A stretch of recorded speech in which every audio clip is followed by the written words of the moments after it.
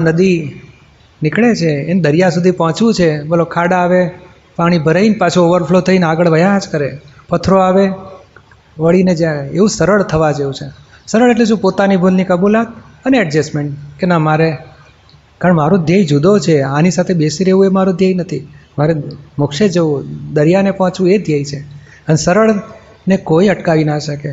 એ નદીનું પાણી જો કેટલું ફ્લેક્સિબલ વાળી શકે એવું, તો પછી ધીમે ધીમે રસ્તો કરતું કરતું પહોંચી જાય.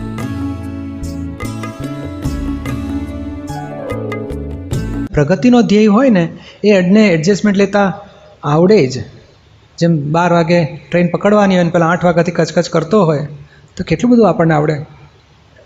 ગમે તેમ કરીને ભાઈ ચોક્કસ, હા ધ્યાન રાખીશું, સમજી ગયો, સુધારીશ, બરાબર છે, હા હું નીકળું હવે તો એમ તો હા ભાઈ હા ભાઈ હા ભાઈ હા ભાઈ હા ભાઈ, અને પછી છેવટે ભાગે.